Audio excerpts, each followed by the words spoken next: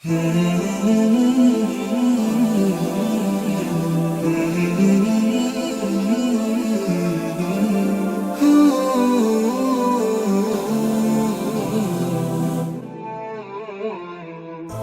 يجدد في جمعية الدعوة نور، الدعوة للجميع. Bismillahirrahmanirrahim. Assalatu wassalam ala asyrafil salin wala alihi washabi ajma'in, amma ba'd. Assalamualaikum warahmatullahi wabarakatuh. Mga kapatid sa Islam, nandito naman po tayo para magbigay ng Islamikong pagpapayo na paksa sa kahulugan ng pag-aayuno. Opo mga kapatid sa Islam, alam naman po natin ang pag-aayuno ay isa sa mga obligasyon na kailangan gampanan ng isang mananampalataya. Utos ng Allah Subhanahu wa Ta'ala na kailangan kusang loob o kaya kailangan ipakita kay Allah na tayo ay ganap na tagasunod ng Allah Subhanahu wa Ta'ala. Kaya po kailangan alamin din natin ang ibang kahulugan ng pag-aayuno, mga kapatid. Alam naman po natin ang pag-aayuno ay kailangan meron kang pananatili sa isang lugar o kaya pagpipigil sa iyong sarili. Ganon na ganon ang kahulugan ng pag-aayuno. Kailangan marunong kang magpigil. Kailangan pigilan mo sarili mo sa pagnanasa, sa paggawa ng mga masasama, mga kasinungalingan, o ano pang mga nakakasirang ugali sa isang tao. Kaya meron ngang sinabi si Allah Subhanahu wa Ta'ala bilang patunay na ang kahulugan ng pag-aayuno ay pagpipigil. Katulad ng sinabi ng Allah, A'udhu billahi minasyaitanir rajim, fakuli washrabi wa karri aina fa imma taranniyannaka minal bashari ahada fakuli inni nadartu lirrahmani sawma walan ukallimal yawma insiya. Sa sinabi ng Allah Subhanahu wa Ta'ala, kaya't kumain ka at uminom at maging magalak ang mata. At saka kapag nakikita kang tao ay iyong sabihin, tunay nagpanata na ako sa mawaing Allah ng isang pag-aayuno, kahit hindi ako makipag-usap ngayon sa kaninuman. Kaya ang kwento na ito, mga kapatid, kwento ito ni Maryam na inutusan siya ng Allah Subhanahu wa Ta'ala na kailangan niyang magpigil, kailangan niya mag-saum. At huwag siya makipag-usap sa mga tao. Kasi nga, nanganak yun si Maryam alayhis salam. Nanganak siya at kinukutya siya ng mga tao. Kaya dahil sa pagungkutya ng mga tao, pinigilan siya ng Allah na magsalita. Ituro niya na lang si Isa alayhis salam. Ituro niya kanyang sanggol, kanyang niluwal na sanggol, na siya na ang tanggol sa kanila. Kaya ganon na ganon, mga kapatid, ang pag-aayuno, mga kapatid, yun isa sa mga pagpipigil to. Pinipigilan mo kasing sarili mo sa utos ng Allah, sa pagkain, pag-inom, pagkipagtalik, at lahat ng mga nakakasira ng pag-aayuno. Kailangan gawin mo ito sa hangaring makadiyos, mga kapatid. Hindi hangaring makamundo. Kasi ang iba, hinahangad lang nila ang makamundong bagay. Tayo hindi. Kasi naniniwala tayo kay Allah. Naniniwala tayo sa paraiso. Naniniwala tayo sa gantimpala. Kaya yan ang isa sa mga kahulugan ng pag-aayuno, mga kapatid, na kailangan pigilan mo sarili mo mula mukang liwayway hanggang sa paglubog ng araw. Kaya ang pag-aayuno, mga kapatid, kailangan ng pagsasakripisyo talaga. Kailangan layuan mo ang pagnanasa mo sa pagkain muna. At mayroong mga hangganan yan, may certain time talaga pinagkaloob ng Allah Subhanahu wa Ta'ala. Yun, patunay ito na kailangan sanayin mo sarili mo kasi nga merong pagdating ng isang panahon na wala ka nang makakain, kapatid. Wala ka nang maiinom. Wala ka nang magawa sa buhay mo na kailangan mo lang magpigil. Allahu Akbar. Merong ngang isang hadith, mga kapatid, na pipigilan ng Allah subhanahu wa ta'ala ang 1/3 ng kanyang ulan. Tignan, walang uulanin. Hanggang sa sunod na taon, titigilan ng Allah ang 2/3 na ulan. Hanggang wala na talaga, hindi niya napapaulanan ang mundo. At ang pagkain sa araw na yaon, alam niyo ano? Katulad ng pagkain ng mga anghel, ang dhikrullah, subhanallah. Kaya, inahirap kaya yun, ganun mga kapatid ko, kapag nasanay ka sa pagkain, sanay ka sa pagkain mula umaga, mayroon kang almusal, tapos paghapon, mayroon kang tanghalian, paggabi, meron ka namang tinatawag na supper. Kaya mga tatlong kain na ito, mga kapatid, alam naman natin na gawa-gawa lang ito para ng mga negosyante.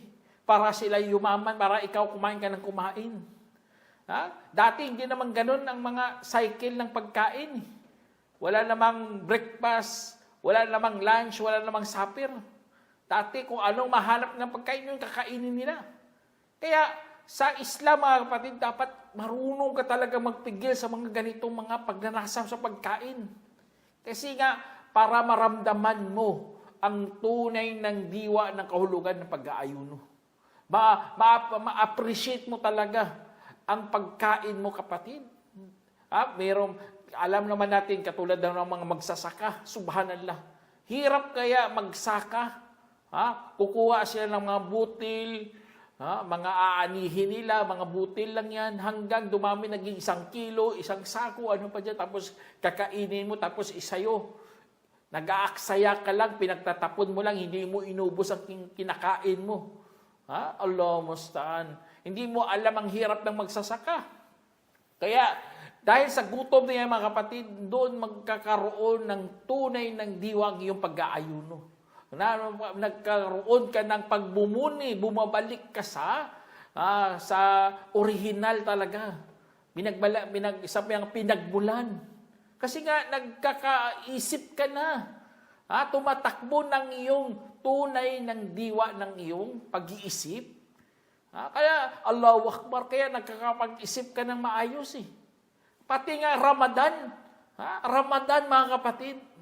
Naunawaan mo, mula pala yan sa salitang ramda, na ibig sabihin ay matinding init.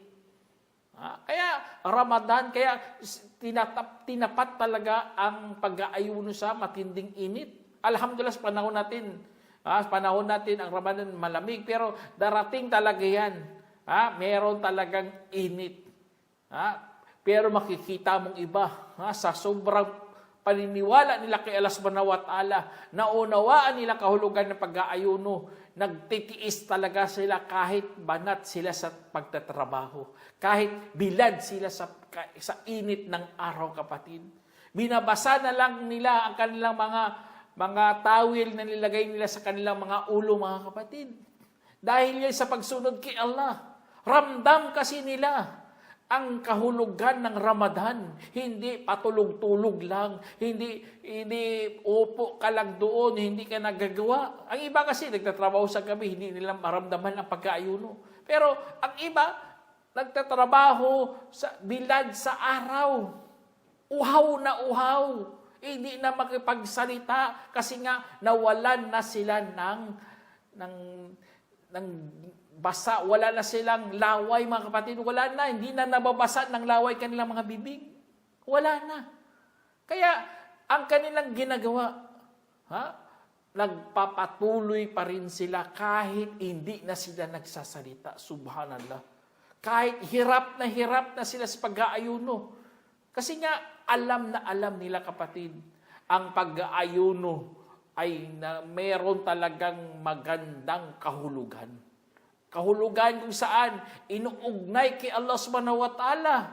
Nagagalak sila sa pagkita kay Allah, pagkipagtagpo kay Allah, na sila po ay nag-ayuno dito sa mundo. At lalo na sa oras ng iftar, nagagalak sila, nakikita nilang kanilang mga makakain. Kasi nga, nalampasan nila ang isa sa mga pagsubok ng Allah subhanahu wa ta'ala. Kaya alam naman natin ang pag-aayuno mga kapatid, nahati yan sa wajib, sa sunnah. Minsan nga, makruh, haram. Sa wajib, alam naman natin, isa sa mga wajib ito, ang Ramadan. Ang sunnah, mag-ayuno ka sa Monday kay Thursday, o ano pa dyan, mga sunnah. Ang makruh, ibig sabihin, kapag nanghihina ka, pinipilit mo pa rin. Ang haram, mga isang kababaihan, kahit meron silang regla, pero nag-aayuno pa rin yun. Yan, mga ganito, lahat yun mga kapatid, inaaral natin mga kapatid. Kasi nga, alam natin ang kahulugan ng pag-aayuno na dapat lamang ikakalugod ng Allah. At alam natin paano palugurin si Allah. Mapapalugod natin si Allah kapag ginampanan natin ang pag-aayuno sa wastong pamamaraan. Ibig sabihin, dapat taos puso kay Allah, ikhlas kay Allah subhanahu wa ta'ala. Dalisay na paggawa ng pag-aayuno. Yun po ang tunay na pagganap ng pag-aayuno bilang isa sa mga mapag-ayuno kay Allah subhanahu wa ta'ala. Kasi nga, ang kahulugan ng pag-aayuno mga kapatid, hindi lamang sa kahulugan inaaral, tapos dapat inaaral din yan sa pagsasagawa. Alam mo yan, mga sa buwan ng Ramadan, anong gagawin natin, anong mga pinagbabawal, yun. Kasi nga, unti-unti mo nang inaaral ang kahulugan ng pag-aayuno. Alam naman natin, sabi ko sa inyo kanina, ang pag-aayuno, ang kahulugan talaga yun, pagpipigil. Pinipigilan mo sa buwan ng Ramadan ang mga pinagbabawal sa pag-aayuno. Allahu Akbar. Kaya, ibig sabihin pala, hindi lamang pang-espiritual ang ating tinutukoy dito mga kapatid. Bagkus, pati na rin sa ating mga pisikal na sinasanay mo talaga ang sarili mo sa pagharap ng ibang mga pagsubok sa buhay. Kasi nga, alam naman natin, kapag hinaharap natin ang pagsubok, lalo na kung tumataas ang ating mga pananampalataya, ay lalong dumadami ang mga pagsubok na dumarating sa mga tao. Minsan, mapapaluha ka na lang kapatid. Kasi nga, sa sobrang bigat ng ating mga nararamdaman, minsan, nababahala ka. Bakit ganito ang nangyari sa buhay mo? Pero dahil sa ating pananampalataya kay Allah subhanahu wa ta'ala, kailangan bumangon po tayo. At dapat dampasan natin ang mga ganitong mga problema sa buhay. Kaya, ang kahulugan ng pag-aayuno mga kapatid, lahat yun. Sinasanay ka na dyan bago dumating ang mga pagsubok ng buhay. Hindi ka magsalita ng kasinungalingan. Hindi ka gagawa ng mga masasama. Lahat yan merong mga purpose, mga kapatid. Meron yang tinatawag na hangarin na kailangan gawin mo yan. Minsan nga, may mga tinatawag tayong may mga tinatawag na fidya. Ang fidya, alam naman natin fidya. Yun po ang mga kabayaran sa mga sinira natin sa pag-aayuno. Katulad na lang sa lumapit ka sa iyong asawa, alam mo naman, umaga ng Ramadan. Tapos ginawa mo pa rin yan. Nasira tuloy ang iyong pag-aayuno, kaya kailangan bayaran mo yan. Katulad sa kabayaran sa dihar, na kailangan magpalaya ka ng alipin. Kung wala ka namang alipin, kailangan magpasting ka ng 2 buwan na sunod-sunod. Kung hindi mo kaya, magpakain ka ng 60 katao. Kaya yun isa sa mga training, pagsasanay yun kapatid, na kailangan gawin mo yan. Kung hindi mo gagawin, subhanallah, mapapahamak ka lang sa araw ng paghukom. Kaya, alhamdulillah, sa mga katulad ng sinabi rin ng Allah subhanahu wa ta'ala, sabi niya, "Faman lam yajid fasiyamu shahraini mutatabi'aini taubatan minallah, wa kana Allahu aliman hakima." Sinabi ng Allah, kung ang sino mang hindi makahanap ng alipin ay mag-ayuno ng 2 buwan na magkakasunod bilang pagbabalik loob sa Allah, at si Allah nga ang maalam na marunong. Tingnan nyo pagkasabi dito mga kapatid. Bilang pagbabalik loob. Yun pala ang isa sa mga kahulugan ng pag-aayuno. Kailangan magsanay ka. Lahat yan. Tapos ano doon? Pagbabalik loob pala kay Allah subhanahu wa ta'ala. Para madali kang makapagbalik loob, kasi sa kasalanan ay lalong tinatakpan ang iyong mata sa pagkita sa katotohanan. Kung sanay ka sa paggawa ng mga kasamaan, sanay ka sa pakikinig ng mga kasamaan, mga kalaswan o ano pa dyan, ay halos hindi ka na makakita ng katotohanan. Kaya alhamdulillah, naunawaan natin ang kahulugan ng ating pag-aayuno. Ang kailangan pala natin magbalik loob kay Allah subhanahu wa ta'ala. Kailangan isagawa mo ito. Kaya mga bawal ng Allah subhanahu wa ta'ala, kapag nagawa mo, kailangan magbalik loob ka. Alhamdulillah sa Islam, napakadali lang magbalik loob. Sabihin mo, tapos isabuhay mo at layuan mo na ang mga nakakasira ng iyong mga gawain. Kaya sa mga Muslim, mga kapatid, lalo na sa mga fidyan yan, kailangan bayaran talaga. Lalo na example na lang sa mga magulang mo o sa mga kamag-anak mo na namatay na lang, na hindi nila natapos ang Ramadan, may utang sila. Yun, itayo mo yan, babayaran mo yan. Bilang kamag-anak mo, bilang ikaw isa sa mga tagasunod ni Allah subhanahu wa ta'ala. Allahu Akbar. Kaya mga kapatid, yan isa sa mga dapat nating isipin talaga yun. May mga tinatawag tayong mga kafara, may mga fidya. Yun, isa sa mga pag-unawa po yan sa pag-aayuno natin. Alam naman natin ang kafara. Ibig sabihin yun, pagbabayad, sala yun. Resulta po yun sa paggawa ng isang pinagbabawal na gawain na meron kang hangarin o pagkakamali. Kaya iba po yun ang fidya, yun ay naman po ang pagtubos. Ginagawa itong legal, kapalit upang ibubukod kung ano ang kinakailangan na batas tulad ng mga nakakasira sa ihram. Kaya yun ang kafara, mga kasalanan yun, hindi katulad ng fidya. Kaya tapos ito, isang mga tandaan nyo mga kapatid, may mga tao na lubos silang nahihirapan sa pag-aayuno.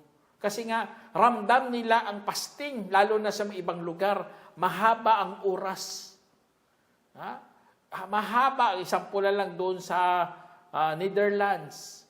Halos alas 9 na ng gabi ang kanilang Maghrib, subhanallah. Tingnan nyo, alas 9 ng gabi ang kanilang Maghrib. Tapos, ang isya nila, mga 12 o'clock. Kaya, subhanallah, hirap na hirap sila. Minsan, siyempre, may mga paktuan naman yan. Dapat ano mo sa ibang lugar ang iyong pag-aayuno. Example, alas 6 pa lang, kahit tirik na tirik pang araw, ay walang problema. Kasi nga, binasi mo sa ibang lugar ang iyong pag-aayuno. Kaya, alam na lang sa kanilang mga gawain na yun. Kasi mahirap talaga, alas 9 ng gabi, ang iyong Maghrib, subhanallah, hirap na hirap ka sa pag-aayuno nun. Pero dahil naunawaan nila kasi ang kahulugan ng Ramadan, mga kapatid, naunawaan nila ang kahulugan ng pag-aayuno, ay pinipilit talaga nilang tapusin ang pag-aayuno. Kahit gutom na po sila. Kaya ang mga mahabang mga oras na yan, insyaAllah, alhamdulillah, dito sa lugar natin, lalo na sa Saudi, ang oras ay may oras talaga. Kahit mahaba, wala problema kaysa alas 9 ng gabi na ang iyong pag-aayuno. Kaya alhamdulillah sa mga ganitong mga gawain mga kapatid, sa pagpatuloy natin sa pag-aayuno, hinahangad natin ang biyaya ng Allah subhanahu wa ta'ala. Hinahangad natin ang mga gutom ng ibang mga kapatiran natin sa Islam, na sila po ay nagugutom rin, na kailangan natin magbukas palad. Kailangan natin tignan ang kanilang mga kalagayan. Allahu Akbar. Yun, isa sa mga kahulugan yun ng pag-aayuno, na dapat maging mababang loob mo sa iyong kapwa, na huwag mo silang imata. Kasi pag mamata, mga kapatid, ibig sabihin pagmamaliit yun sa kanilang mga sitwasyon, lalo na nakatikim ka na ng kasaganahan ng buhay. Subhanallah, nakahiga ka na sa malambot na higaan, naka-aircon ka pa, nakakain ka pa ng mga masasarap na pagkain. Sila, subhanallah, wala silang makain. Gutom sila. Kaya isa sa mga kahulugan ng pag-aayuno natin, mga kapatid, yun, para maramdaman natin ang kalam ng ating mga sikmura, para malungkot din tayo sa ibang mga kapatiran sa Islam, na sila po ay nangangailangan. Kaya tinutulungan natin. Alhamdulillah, si Islam mayroon batas. Batas tinatawag na Zakatul Fitr. Nagbibigay tayo ng Zakatul Fitr kung patapos ng Ramadan. Yun, inaanyayahan tayo ng Islam na maging bukas palad talaga. Tinuturuan din tayo ng zakah. Mga 2.5 sa iyong naipong yaman. Allahu Akbar. Tinuturuan ka rin magsadaka. Magbukas palad talaga. Alam naman natin, ang lakas ng impact kapag ikaw ay nagbibigay sa iyong kapwa. Sila po, kahit hirap na sila sa buhay nila, masisiyahan sila kapag inaabot mo na ang iyong tulong. Inaabot mo ang pera kung saan bukal sa iyong kalooban. Ang iyong pagbibigay, Allahu Akbar, kapag gumiti ka, nangingiti, rin yan sila, nararamdaman nila ang iyong pagtulong. Allahu Akbar. Kaya, alhamdulillah, sa ating reliyong Islam na ito, mga kapatid, may mga pagbibigay tayo kung saan hindi natin lubos akalain na nagampanan na pala natin ang ating pananampalataya. Na hindi na kailangan pipilitin ka pa, hindi na kailangan takutin ka pa. Hindi. Kasi nga, nararamdaman mo ng gutom eh. Nararamdaman mo ng hina. Nararamdaman mo na kapag ikaw ay sumasakit ang ulo mo dahil sa kalam ng sikmuram. Kaya nagbubukas palad ka, mabilis ka sa pagbukas ng iyong bulsa para magbigay, para abutan sila ng tulong. Kaya alhamdulillah, kapatid. Kaya sa mga kapatiran, sa mga nagpapakain yan, magalak kayo, kapatid. Kasi nga kayo po ay nakaramdam ng tunay ng diwa ng kahulugan ng pag-aayuno. Nakamit nyo yan. Kasi ikaw, sample lang sa mga masjid. May mga may mga bukas yan, open yan sila sa pagpapakain. Ikaw, kinuha mo 2 araw, 1 araw, Allahu Akbar. Pasalamat ka kasi nga naunawaan mo na ang kahulugan ng pag-aayuno, na kailangan pala magmalasakit ka sa kapwa mo. Kailangan pala magbukas palad ka. Kailangan mo rin. At alam niyo naman, kapatid, ang Islam, ini-encourage tayo dyan . Sino man ang nagpakain ng nag-aayuno ay mayroon siyang gantimpala sa kanyang para nag-ayuno rin katulad niya. Ang reward ng kanyang pag-aayuno ay nakuha mo. Kasi nga nagpakain ka, nagpa-iftar ka. Allahu Akbar. Kaya sa Islam, yun ang mga encouragement doon. Ang encouragement doon, gantimpala ng Allah subhanahu wa ta'ala. Yun po ang paraiso ng Allah. Kaya yun, isa sa mga kagandahan ng turo ng Islam. Tapos alam nyo, mga kapatid, tama talaga . na maraming palalayain ang Allah subhanahu wa ta'ala sa buwan ng Ramadan. Kasi nga, naano sila nauunawaan nilang diwa ng Ramadan. May hadith nga dito na inulat ni Jabir radhiyallahu anhu na sinabi ng mensahero ng Allah SAW, katotohanan para kay Allah sa bawat iftar ay may palalayain sa apoy at iyon ay tuwing gabi. Isinalaysay ni Ibn Majah at ginawang hasan ni Albani. Kaya, Allahu Akbar. Meron palang palalayain sa bawat iftar. Kasi nga, ganun yun mga kapatid. Maraming nabuksan ang kanilang kaisipan. Maraming nagsimulang magbago. Maraming nagpursigi sa pag-aaral sa Islam. Kasi nga, naunawaan nila ang kahulugan ng Ramadan, ng pag-aayuno. At tumatayo sila sa panalangin kay Allah. Tumatayo sila, pumunta sila sa tarawih. Nagsasala sila.